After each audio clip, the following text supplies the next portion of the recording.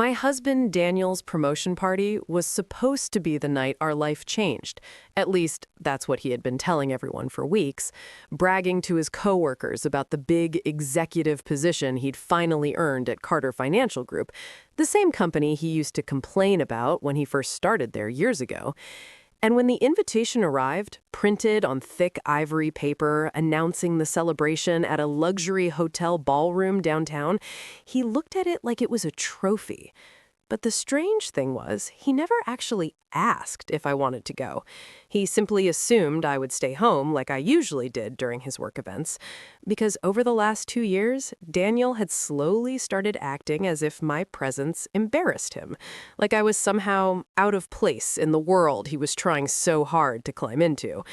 So, when I quietly told him I planned to attend the party with him that night, the way any wife normally would, he hesitated for a second before forcing a tight smile and saying it might be a little formal for me, which I found funny considering I had attended far more formal rooms than he could imagine.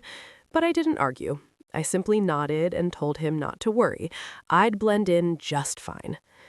And the moment we walked into the ballroom that evening, I could already feel the energy of the room shifting around Daniel.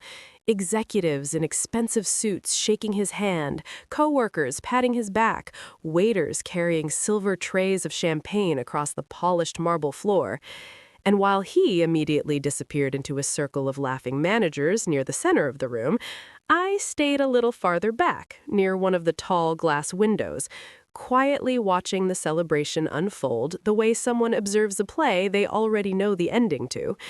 Because the truth was, Daniel had changed a lot since he joined Carter Financial. The more he climbed, the more he seemed determined to rewrite the story of where he came from. And unfortunately, that included pretending the woman who stood beside him during the years when he had nothing was somehow no longer impressive enough to stand beside him now. So I let him have his moment, sipping water instead of champagne, listening to fragments of conversations drifting across the room about the new leadership announcement that would happen later in the evening. When suddenly, the energy shifted again as a tall man with silver hair and a commanding voice stepped into the center of the ballroom, the kind of man people instinctively made space for without being asked. And someone whispered beside me that it was Mr. Harrison, Daniel's division president, the man who had personally approved his promotion, and as Harrison started walking across the room greeting employees, his eyes briefly scanned the crowd before landing directly on me standing near the back.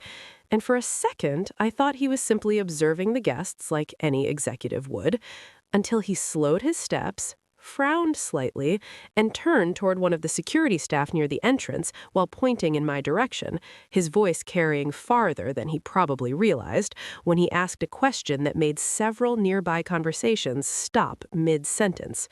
Why is the cleaner still standing inside the executive section?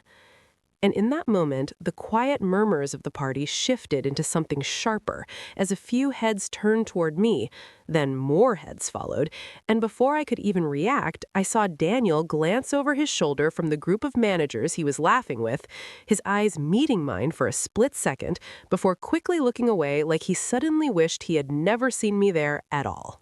For a moment, the entire ballroom seemed to pause in that strange way crowds sometimes do when something uncomfortable happens in public, like everyone is waiting to see how the scene will resolve before deciding whether to laugh, ignore it, or pretend they never heard it.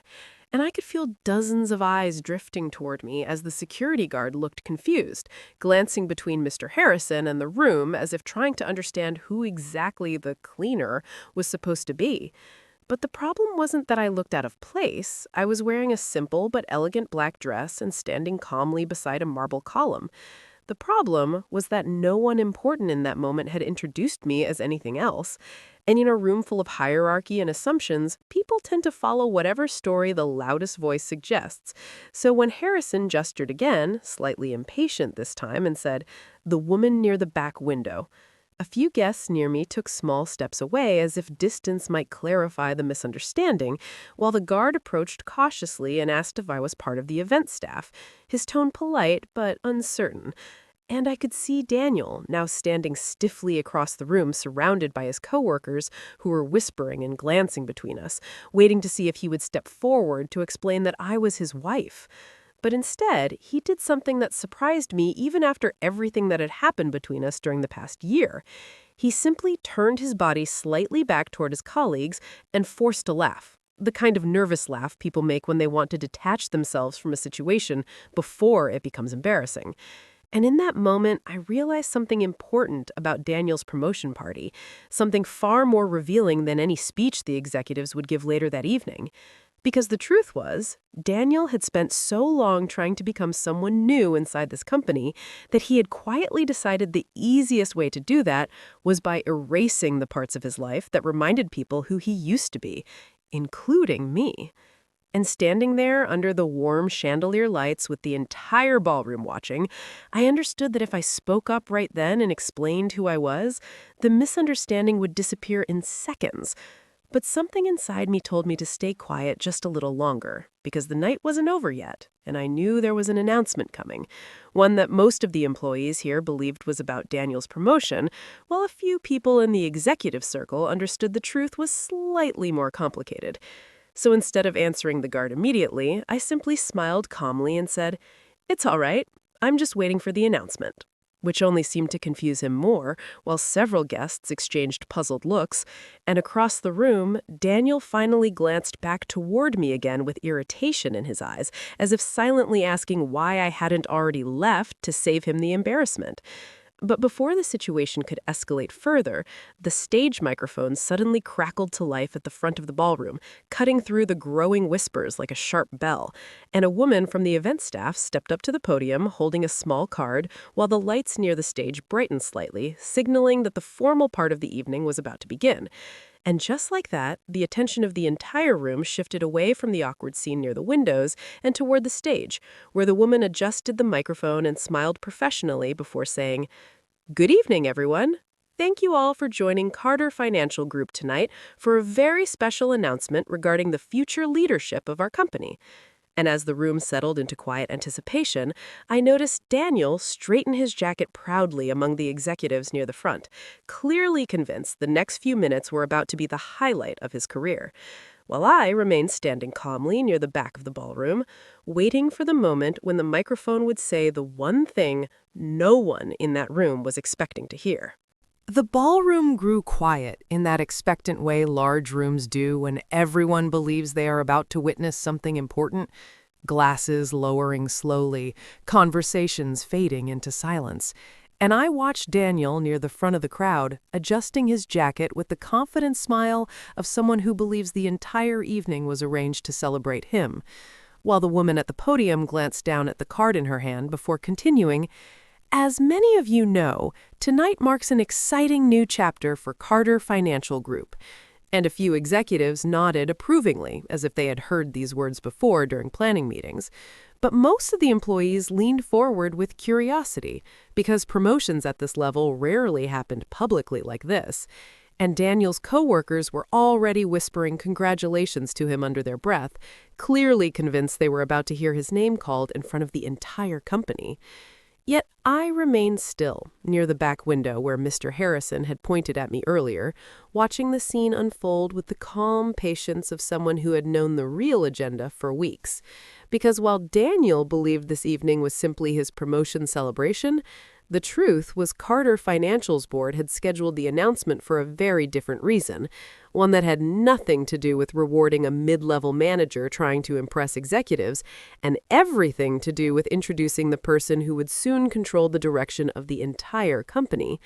So when the woman at the microphone finally read the next line from the card and said, "Tonight, we are honored to formally welcome the new majority owner and incoming chair of Carter Financial Group," the room reacted with surprised murmurs as heads turned toward the small group of board members standing near the stage, clearly expecting one of them to step forward.